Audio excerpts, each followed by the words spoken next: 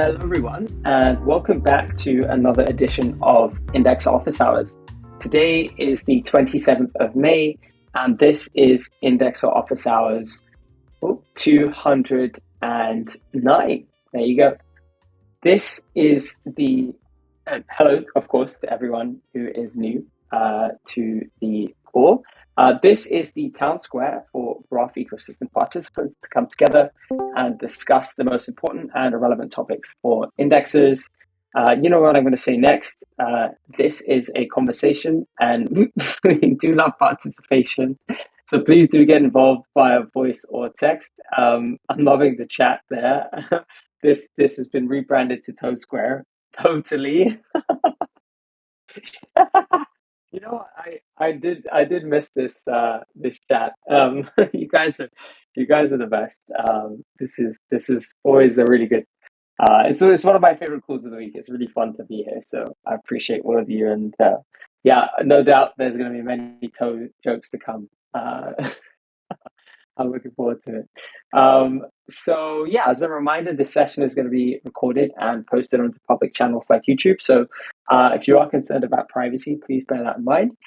And with that, let's get into today's exciting agenda. So without further ado, I'm going to hand over straight to Carlos for our regularly scheduled repo watch section.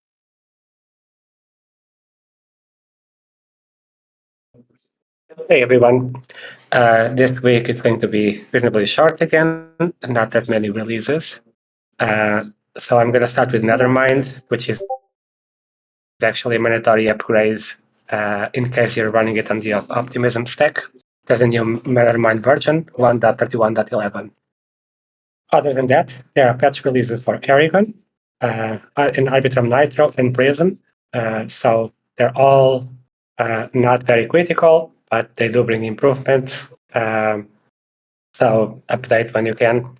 They're all kind of like small releases, no big adjustment needed unless you're running Arbitrum Nitro as a validator or a sequencer. So unlikely to be. And that's for the consensus and layer clients and execution clients. On the graph stack, there are no new releases this week. And on Launchpad, there are updated versions for Aragon, ProxyD, and Arbitrum Nitro, following up on this latest version, both of Aragon and Arbitrum Nitro. And that's all for this week. So I'm going to hand over to Juan. Thanks, Carlos.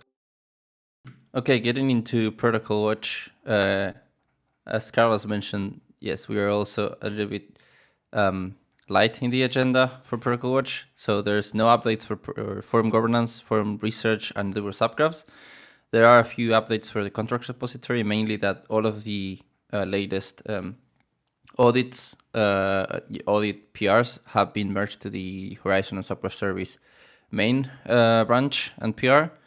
And there are a few other open PRs for the indexing agreements, modernizing and cleaning up the linter configuration, some dev container fixes, some pre-commit lint stage only. So essentially just a few, chore PRs, but nothing major. So yeah, that's essentially pretty much it for Protocol Watch. I don't know if the Pacas are around. I don't see them. So I'm gonna be handing over to Abel now. Yes, indeed. Yeah, no packers this week, so just move on. Just want to pose a question that Matthew's already asked in the chat there for everyone. Has anyone tried the new Aragon release today? Came out recently, and I guess he's just kind of checking in with everyone on usage of the new release. If anyone's done that thus far. Few hours ago. Okay, wow, really soon. That was very recent. Yeah, no, fantastic. Yeah, I mean, would love to get a conversation going on that if that's something people are keen on. So, has anyone actually tried it? Maybe Matthew, if you have. Oh, I see Dane is typing. So perhaps our test in prod, IOH. No, not yet. Okay. Uh, um, it's been a while since we've seen you, Ben. I hope you're doing well. We've missed you at IOH. It's good to see you here. Anyone else? I know that John is doing surgery on Polygon Aragon. See discussion in this. Oh, okay. Is he around? Jonathan near on the call? Seemed to be the case. Tried any Aragon releases ever? Tried Google Jules version on GitHub, but fine. I see Jonathan is typing, so he is here. Maybe my eyes are not working. Where is he in the chat? Oh, here we go. I'm also testing the latest version of Aragon 3 at the same time. Okay, cool. Recent key for Genesis. Would you like to share a bit of updates on that and how that's going? Would love to kind of have others hear your experience, and yeah, maybe you've got some alpha there that you can share with us. That would be pretty cool. That would be pretty cool.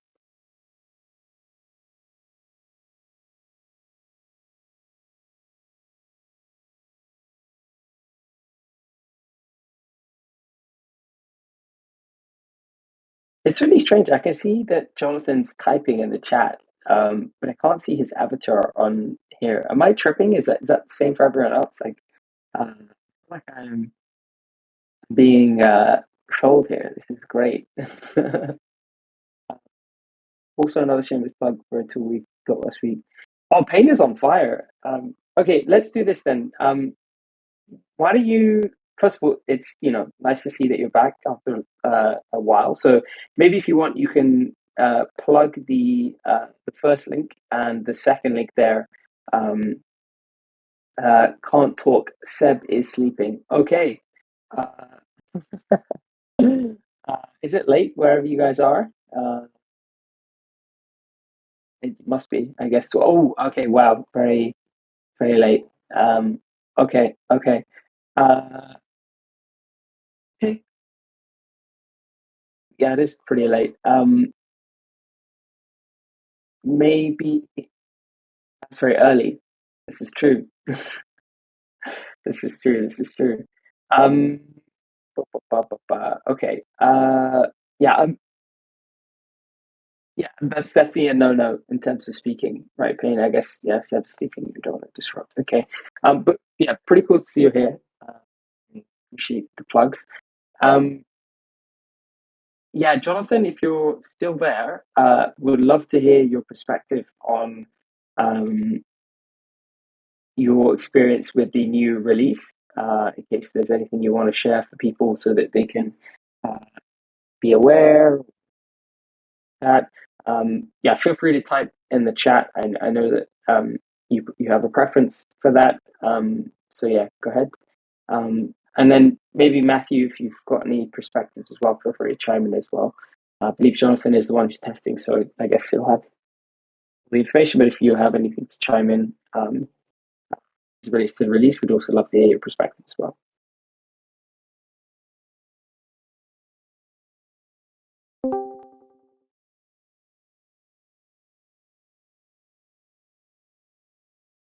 I'm seeing a lot of Ghibli profiles, which is pretty cool. Nothing for me. Okay, fair enough. Yeah, John, it's really strange.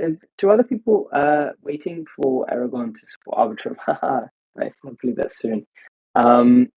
Is it me, or is Jonathan like almost like a ghost, like someone who's typing in the chat but not in the actual call? Because I can't see his avatar. Maybe I'm tripping. Is that, can other people see his avatar, or am I hallucinating?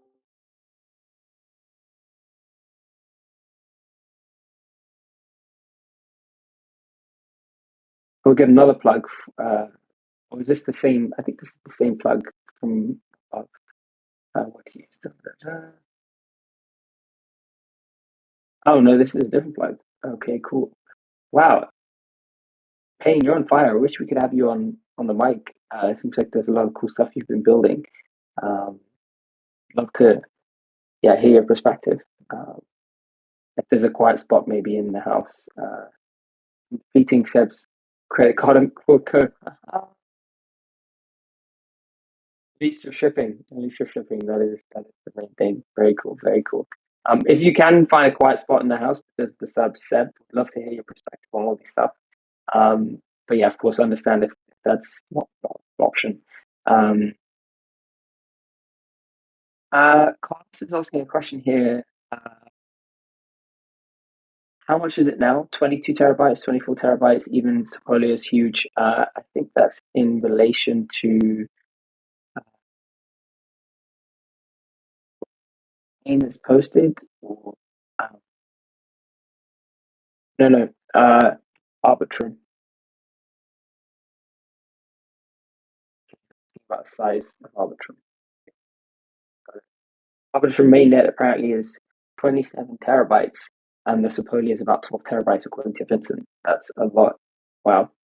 Yeah, that tracks, but it was rhetorical question. Just Linux support to Matthew's wish for Aragon. I see. Okay, it seems like Matthew's estimating a 3 to 6 month ETA for support for Arbitrum. We needed it a year ago, to be honest, is what Vincent's saying. Hopefully isn't too long. Plus a few other yeah, this is true. With that much, like with that size, that's awfully large. Did indexing status dashboard for sharded DBs using did indexing status dashboard for sharded DBs using the new view only Postgres connection to metadata shard primarily we did. Oh, that's pretty cool, Vincent. Vince, sorry, from Notify. Would you like to share a few words on that? If you're able to come on to the mic, that'd be pretty cool. Yeah. So GraphNode 38 put a sharded view in the primary or metadata DB so that you don't gotta do a bunch of crazy queries and all that stuff. So basically that's a fork of the 𝗨𝗀𝗂𝗧 indexing status dashboard, but it works for sharded DB. It just pulls everything from the primary Postgres, so that's the only data source you need, and the whole dashboard works. You don't need to do anything else manually like we've had to do in the past. It just works. Obviously, you might have to do some editing with your data source and stuff, but all the PSQLs are in there to use if you want to steal them. Oh, dude, that's awesome. When did you start working on this, and what inspired you to spin this up? I did it yesterday in about 30 minutes with the help of my friend Claude. Claude is a good companion. What are people using? It seems like Payne is also using Claude as well. Is that the number one homie Claude exactly? Is that the default model that people are using? And is that Claude 4 that you use there, Vince? It was And also Claude 4. I alternate between the two and sometimes make them argue between GPT and Claude. But Claude 4 is pretty solid. But I do like to make them argue just to get consensus. interesting. This may veer off into a conversation around vibe coding for the purposes of building these kinds of things. But I'm curious, what is it like when you kind of have these two models argue? Is that something that produces like useful results, or is it confusing? Like I'm curious about how exactly you do that and what the benefit is of using two models, and yeah, what kind of prompts you use as well. So using two models, I just like to get it more so usually works as long as you kind of set up your current context correctly to give it what it kind of needs preemptively, so it doesn't just make judgments based on, an abstract, hey, do this. You gotta give it preset instructions. But I do like to get like it's not as much as like sometimes it's wrong, but it's more of a sanity check to see if I'm getting the same kind of result. And then kind of making changes there. But I mean, you definitely still, I think it's still at a stage where you definitely still gotta like to make something actually functional, like well, you still gotta like kind of know what you're doing, and know what questions to ask and know what things to say. But yeah, usually I just use another model just to see if I'm missing anything or just kind of consensus. Got it. And are you using these models in the context of, let's say, for example, uh, like an IDE, like Cursor, or are you kind of just directly playing around with like the interface and then like putting that down into VS Code and then kind of like editing and changing from there? Yeah, so I'm just directly doing in VS Code usually. But in this case for the dashboard, I was kind of just playing with the queries and then posting them into basically just like a little Explorer query in my Postgres, and then just kind of seeing what works, seeing what would give me what it wanted, and then eventually I just rebuilt the dashboard with all the correct queries. Very cool. Very cool. Do you think it might be worth having a discussion on this topic of like, um, you know, what kinds of tools people would find interesting or useful as part of their indexing operation, and then having a discussion about like, um, I guess, vibe coding that. Uh, I think this is pretty cool. I think there's a thread here that potentially could lead to a conversation. Like one is like what do people desire? Like small things like this that you like this dashboard that you've put together. That's pretty cool and that you shared with people and that's going to be useful. And then perhaps maybe a conversation around. I know there's a lot of information out there about like vibe coding, and you can kind of just check out those resources. But perhaps maybe there's room for a conversation in the context of IOH where we discuss um, how to do that in the context of building these small things to help people with their indexing operations. Is that something that people are keen on? Maybe there's like people like you, Vince, who have experience. You can share alpha with others, or maybe there's others with alpha who can share. Is this something that people would be like open to discussing, or do you think it'd be a useful conversation? I'm very curious.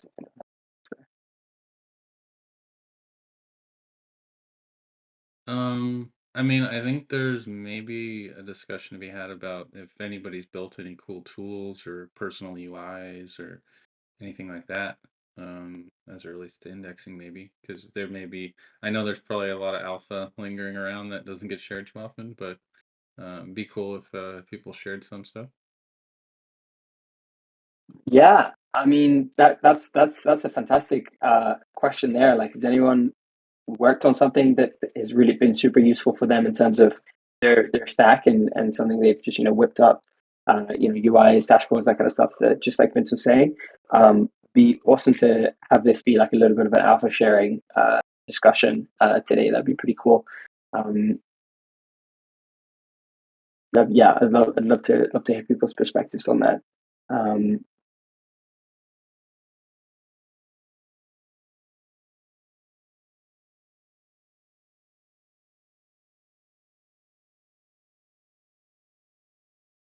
there's a tag here from uh, uh, a for Derek, and Derek seems to have come in and uh, into the conversation to Vince. Yeah, Vince did cover it. Uh, yeah, a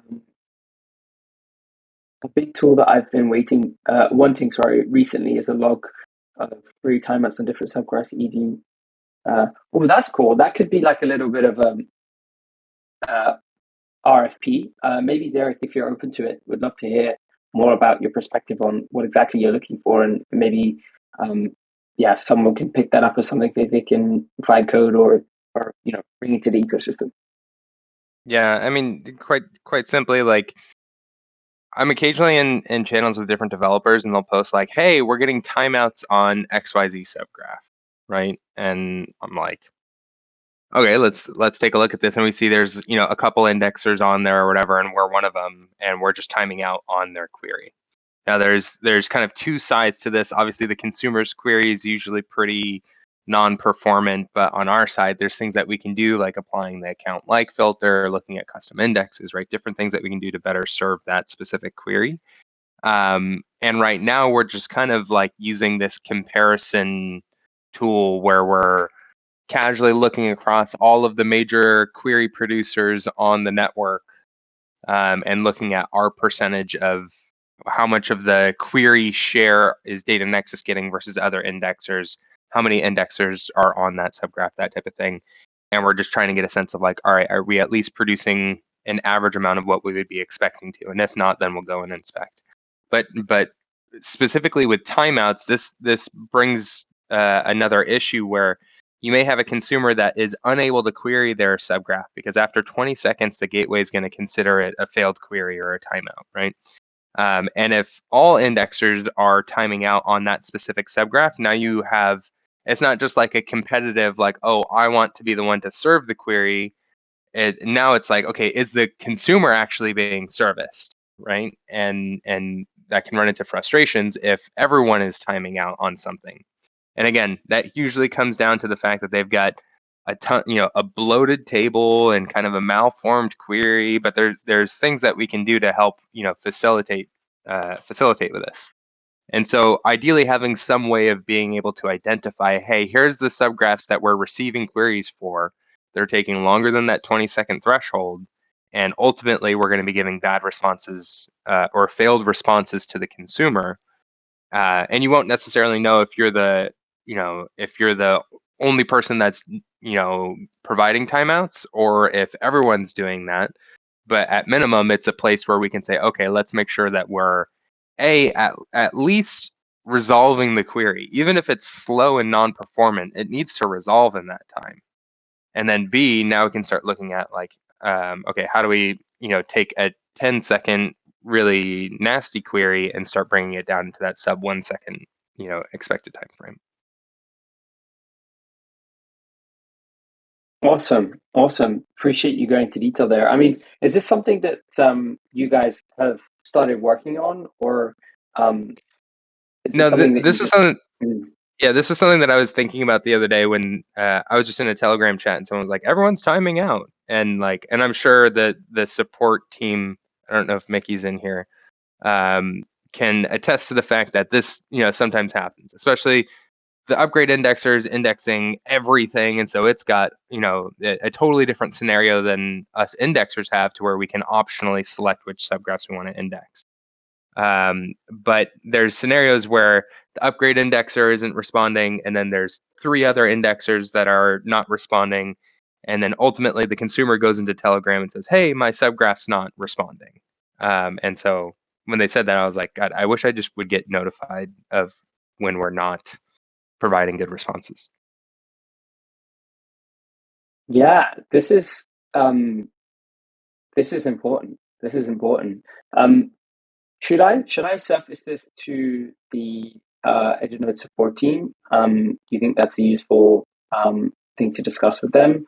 I wonder, like, how we could get this built out, because it sounds like it'd be a useful tool not only for yourself, but just kind of for the whole network at large. Yeah, I don't know who builds Grafana dashboards inside of our ecosystem. I don't know if that's necessarily like a core dev thing, or if it's something that could just be RFP'd out to other people or whatever. Whoever does it, I'd use it. Yeah.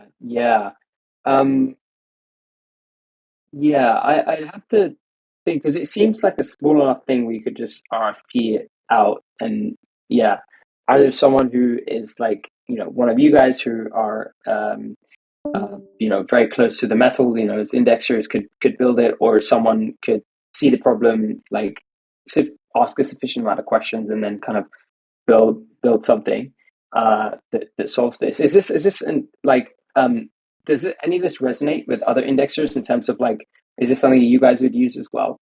Would love to hear perspectives if people have this. Now K3 Labs to build that, and then if I tell K3 Labs to build that notify indexes by TG when queries is low. What is K3 Labs, 𝗨𝗀𝗶𝗀? Would you like to elaborate? I've never actually heard of this. Yeah, do you want to maybe share a bit more context there? They just came on Builders Office Hours, and they just showed a demo of like automation, like N8N. I don't even know if it's really possible, but I just threw it out there. Yeah, one thing that's one thing that's a specific challenge with this one is that it's not that all queries are slow. Usually they have like one or two, I'm trying not to swear, one or two bad queries, and then like the other 99% are fine. But they just have that one or two where it's like, okay, we should probably change that query, dude. But minimally, like, we just don't know that it's happening until they're complaining about it, which is, you want to know that users are experiencing issues before they realize that they're experiencing issues.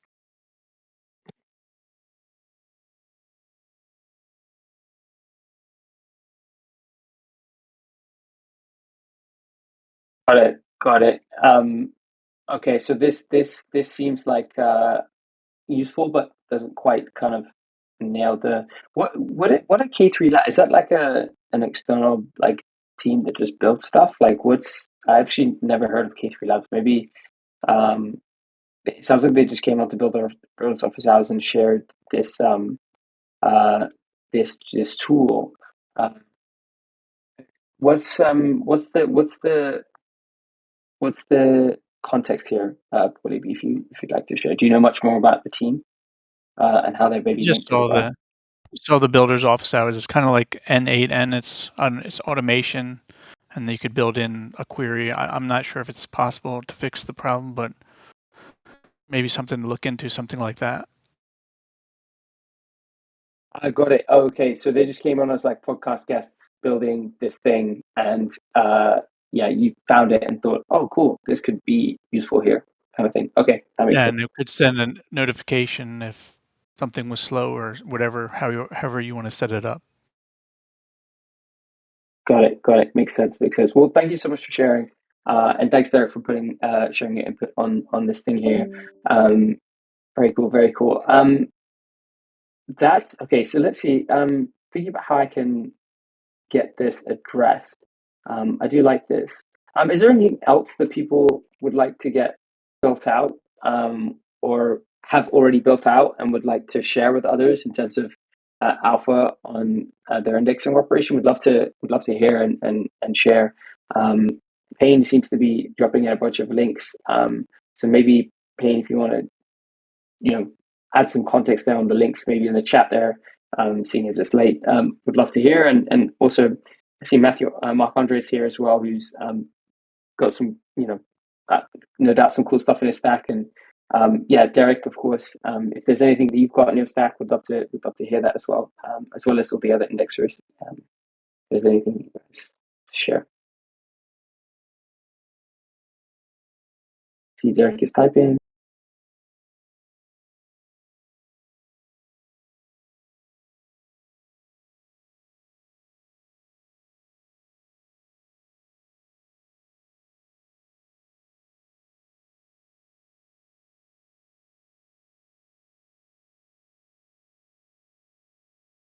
Okay, Derek has mentioned that we've recently had a conflicting ID between two separate tables using the same inference on 0.38.0, and asking if anyone else is running into that. And that is in relation to graph node. Anyone got any thoughts there? Would love to hear perspectives on that particular version there.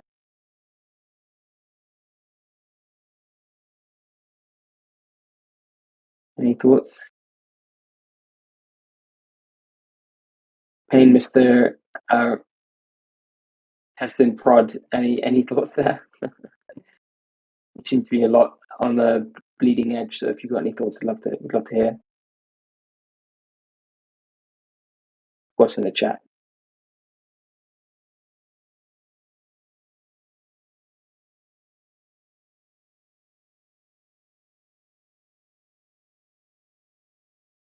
Any thoughts?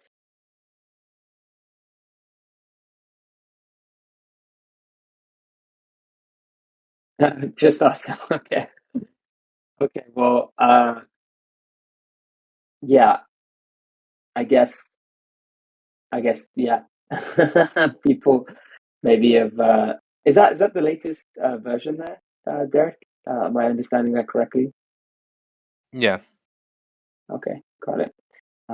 Who's actually on that version right now? Curious to know if anyone's on that version. Just uh, put a maybe like a +1 or something. Mark Andre's typing, rings a bell. Need to take a look. Okay, cool, cool. Maybe Derek, to help Mark Andre, would you like to share a bit about the issue with the conflicting ID? And yeah, maybe that could spark a conversation there. Sure. Yeah. Sometimes, like for a subgraph developer, they have to go and they define the different entities that they're going to want to query. You can apply this thing called an interface, which gives it kind of like this, specific way to query multiple different tables, right? So like a simple example might be an event, right? It could be an event interface. And you might have an event of delegate and an event of allocate, right? And those are two different events that we see inside of our ecosystem. But maybe you want to query, okay, what are all the things that a specific wallet did, right? And so those two events would be two different entities, and they use the event interface. We had an issue where we had a conflicting ID between essentially the delegate and the allocate events that are both using the same interface, and it made it to where we weren't able to sync that subgraph, and it was kind of an odd one because I was like, is this really the first time that this has happened? Bad IDs I feel like are somewhat common, but I can't imagine that this was the very first subgraph that had conflicting IDs on two different tables. And so I wasn't sure if anyone else ran into that. Vincent, do you remember by chance what the subgraph was? Oh yeah, and then we downgraded to an earlier version, and then it worked. Oh, that's disheartening. It was on Silo. That means that I built that bad ID. Wah, wah.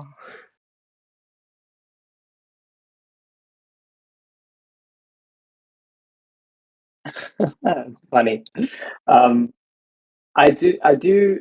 What I'll do is I'll forward this onto Packer, as he's yeah, like he can yeah chime in on this stuff here.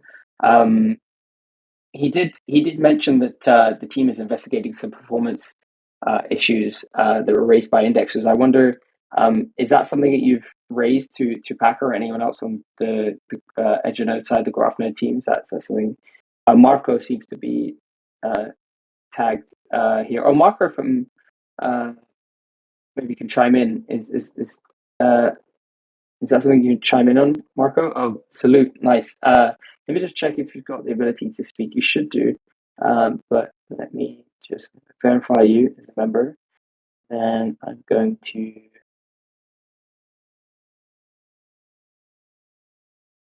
give you a you can speak presenter. So if you want to come off mute and just chime in on this, if you have any perspective, I would love to hear your perspective, Marco. Oh, there we go. Bye. Do you want to try unmuting, Marco? I've just given you some permissions there. So you should be able to chime in if you that crashed my Discord. Yeah, that was really funny. Like the timing was hilarious. One sec. Okay, cool.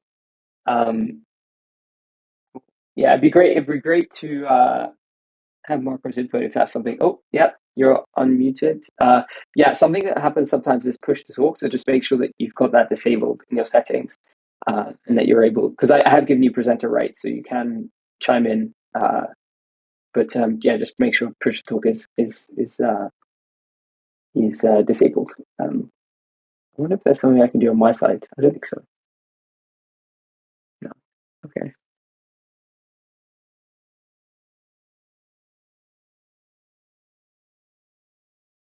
We do have. Hello? Oh, yes. Hello, Marco. We can hear you. Awesome. Okay. Sorry for that. Yeah, No so problem. from the GraphNode side, I think actually I could share an update with you guys. We are looking at releasing 0.39 possibly today. And we are going to be updating the feature matrix in the indexes repo from now on. So this is going to be up to date.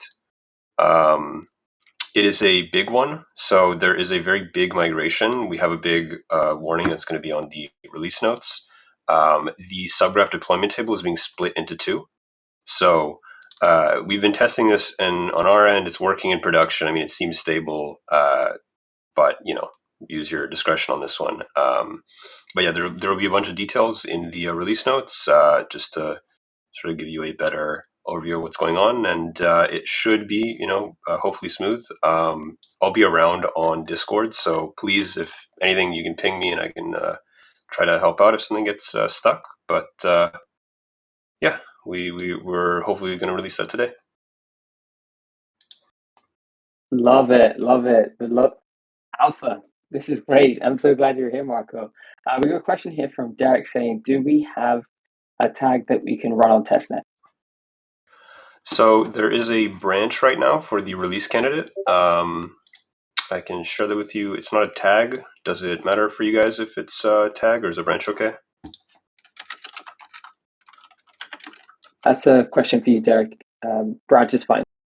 Cool. So I'll share that in the chat now. Yep.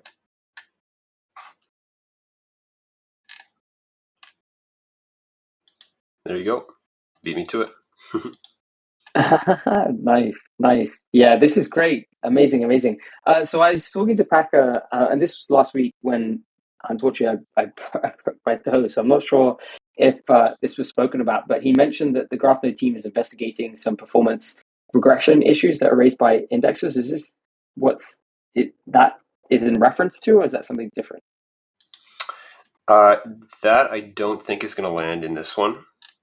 We did some investigation for, there's quite a few things. So one change is landing in this release. I don't know if that's the same issue that indexers were hitting, but there are some performance improvements. There are also other IPFS related things that will not be making it into this release. So some very recent features, maybe you guys talked about that, but in general, it shouldn't be anything too crazy. Got it. Appreciate you sharing that context there. We got a few questions coming in. Payne's asking, does it include fixes for block not found on Graph1 copy? Let me tell you one sec.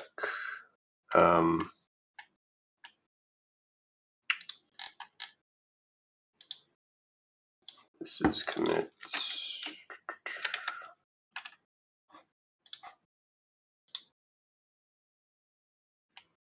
Oh, this is quite old. Yeah, this should land. That's for sure. I'm actually surprised. Is this in the on 38? This should already be in 38.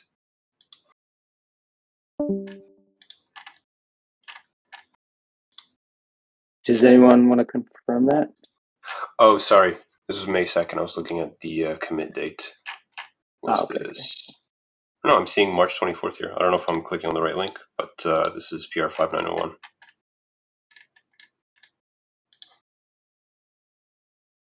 Cool. Awesome. And then Gemma's asking, I think the performance issues were a red herring. Interesting. Gemma, do you want to elaborate there? You're mentioning about the performance issues. Great to have Marco here sharing the alpha. Yeah, indeed.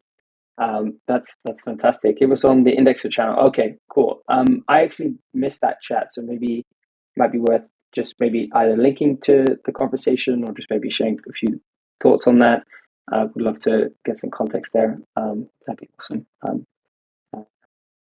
And then as Jim is typing, as I see he's typing, Gateway and TAP teams are investigating lack of query fee payouts raised by indexers. That's also something that Paco mentioned last week to share here with indexers.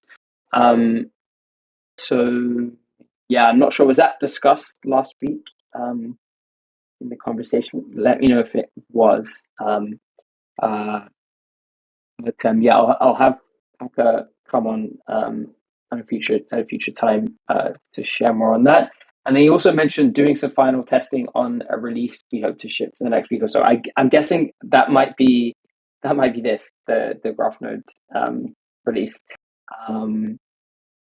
Any more alpha you can share there, Marco, as relates to GraphNode, or any more questions that folks have about GraphNode? Actually, maybe it might be worth, I don't know if we did this, but it might be worth, Marco, if you can chime in on the issue that Derek brought up there about conflicting IDs and separate tables. Is that something that you're aware of with this new version, or did you address that? I may have missed that.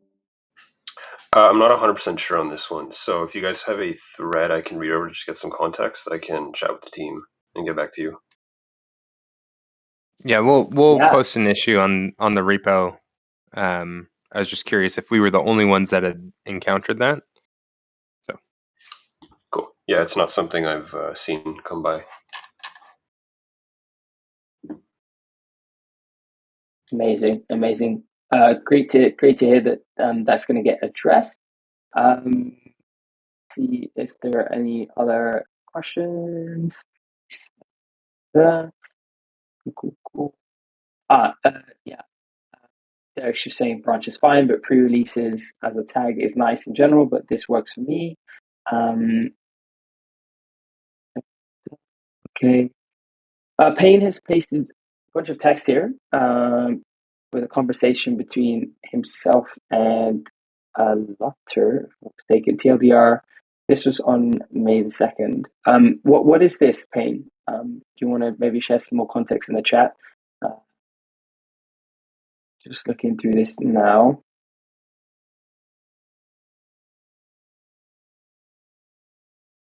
Okay. Does this include...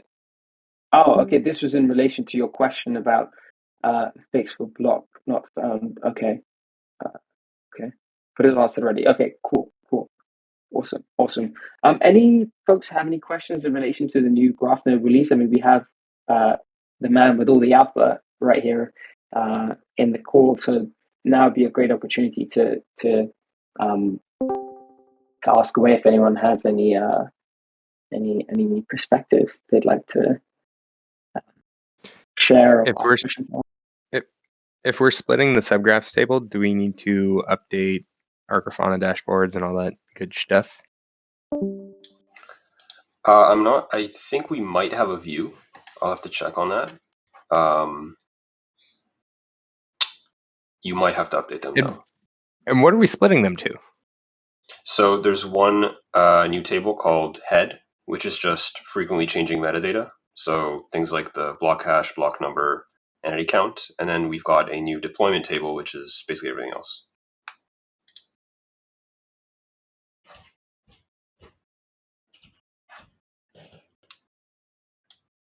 Gotcha. That makes sense.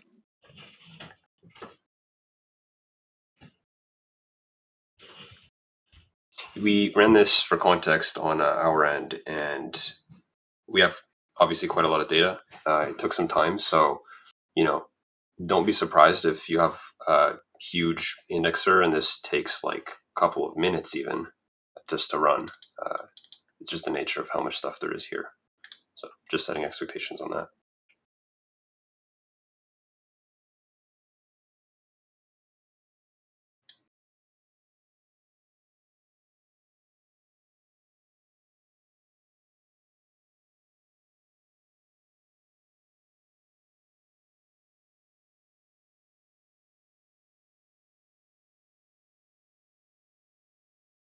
Awesome.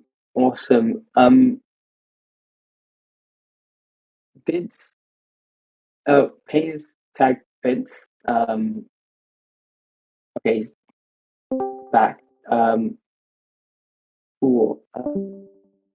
Seems to be some banter both on the chat, which is great. Any thoughts, questions on? I got timed out and kicked from the call after. Oh my gosh, what is wrong with Discord? Because that happened also not last week, but the week before with the rootstock team. Like I think they just shared a link on the chat and they got kicked out. Yeah, I'm in conversations with Paolo right now on Discord to try and get that figure sorted out. I'd love to get some perms so that I can sort that out. Just so that, you know, if our main guest who's speaking is kicked out, I'm able to address it. So I'll talk with Paolo to see if you can get that sorted. Yeah, and if anyone's having any challenges as well getting kicked out, just let me know. I'll also forward that on to Paolo and we see if you can get that sorted. Because yeah, I want to make sure this experience of being on Discord is smooth. Our query free issue is now fixed, by the way. Huge thanks to Marc-Andre for. Okay, great. Love to hear that. Love to see when indexers are collaborating and sharing out with each other, helping each other out. That's awesome. And link to the same Discord server. Lol. Oh,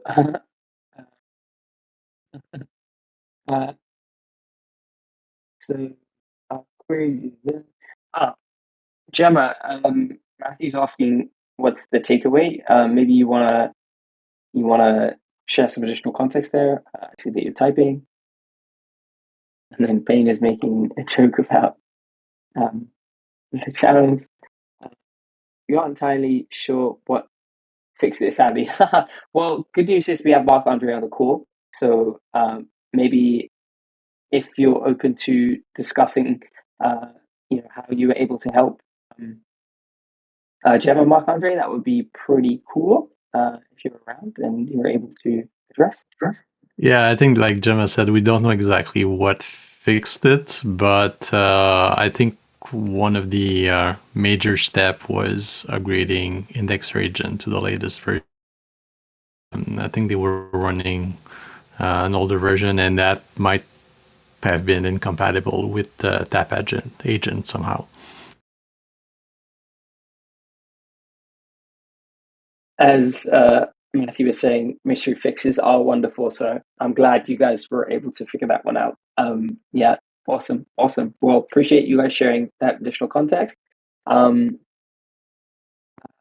Vince is saying, and trying the sentiment that they're scared of new versions. Yeah, that's especially true on Indexer Agent. That's something I don't usually upgrade if I don't have a good reason.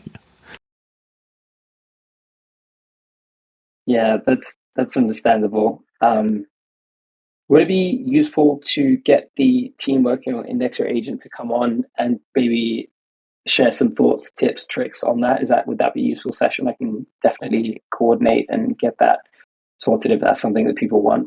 Because it sounds like there's some fear there about upgrading. Is that something that'd be useful? I guess Marc-Andre or anyone else? Hello, IT. Have you tried turning it off and on again? Indeed. Yeah, I think it's a very complex piece of software. There's a lot of things, a lot of functionality in there, and hasn't been really. I don't think there's been any major refactor of any major rework over the years, and that's, I think, just because that's old software that had a lot of changes. So every time something is changed, yeah, other stuff tends to break. Got it. So it's just a case of realizing that and trying to navigate around this software. You don't think is there anything we could do to at least on the IOH side to make that apart from the fact that it's as you say, software that's just been around for a while, quite dated and needs a refactor. Is there anything that we can do to support in that in any way? Or I guess this is just the way things are. Yeah, I think we have to, indexers have to share experience with the latest versions and exchange notes. And if when the version is good, let others know so they can run it themselves. I think that's the best thing we can do. Got it. And you guys, Gemma and I guess also Marc-Andre are on the latest at the moment right now, right? Yeah, and I think we're a few. I think Pinax is on the latest as well. Got it. Yeah. Okay. Okay, and yeah, maybe this is a good opportunity in the last couple of minutes to share.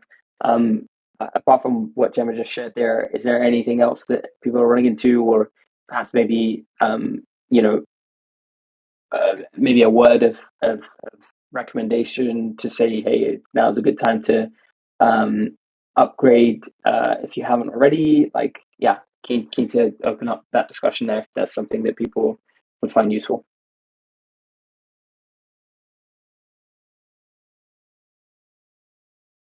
Oh, it sounds like Hal from Pinax has done a bunch of testing on that as well, which is pretty cool. He's not in the call right now, but yeah, would be awesome to hear his perspective on that when he's here. Anyone wanted to issue syncing base again in the last week or so? Which is a question from Vince. We started falling behind on Reef again. Okay.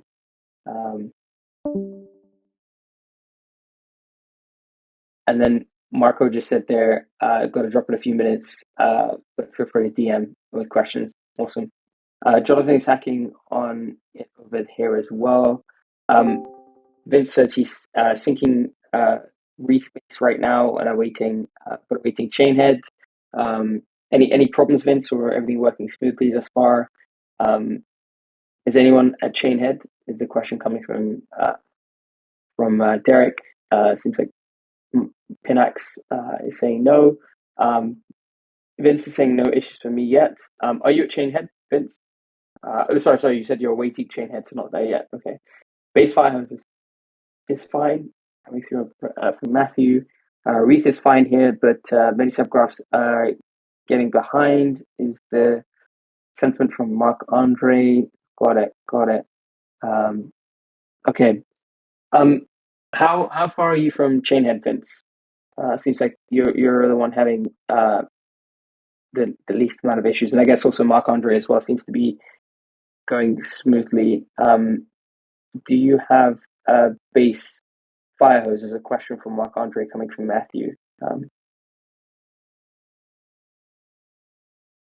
That'd be interesting to know. See a bunch of people typing, so we'll let people post. Alrighty, Vince has shared. Okay, cool. He's getting there. Okay, amazing. Good to hear. Question here from Derek saying, "Are you filling Firehose with a full node or only an archive node, or only the archive node is falling behind?" It's a question for you, Marc Andre. Yeah, he says exactly. Is that? We have 20 plus Firehose. You guys type really fast. Wow, this is amazing. Only archive nodes. This is a good meme. I like this. Let's see. We have like 20 base Firehose nodes for. Okay, cool. Yeah, we're seeing some of that as well, but it moved to the node itself recently. We're getting some logs that are showing some blocks taking 5 seconds plus to build, which is way too long to keep up to Chainhead. Okay, that's the sentiment from Vincent. Got it. Okay. It seems like people are on their way to Chainhead, but just kind of a little bit behind. I would be happy to have one base fire node running properly. Maybe Matthew, you could share some alpha there on how you've got 20 plus base fire hose nodes going. Feel free to come off mute as well if that's useful as well. That's a question there, Matthew, for Derek, I'm assuming, right?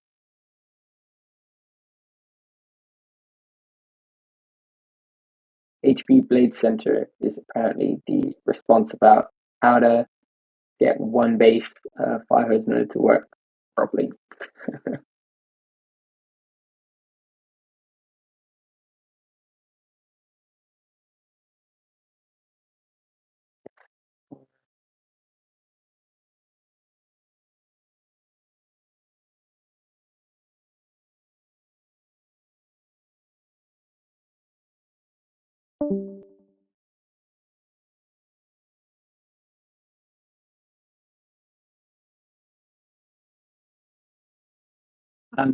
If you'd like, Matthew, feel free to come off mute. Just to share a bit on doing things if that's something you're open to sharing. I was going to try moving.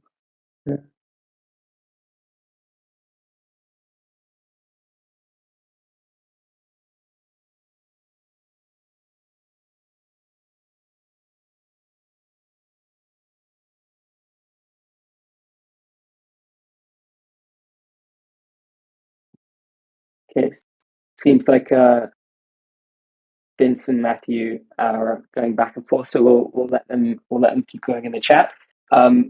We're coming slightly over, so yeah. Oh, continue discussion on indexers. Yeah, that makes sense. Yeah, that's always good, and then you guys can have a permanent record of it there as well. Okay, well, I'll take this opportunity to say thank you to each and every one of you for joining today's Index Office Hours. This is a great bit of alpha sharing for all indexers, so we love to see that as always.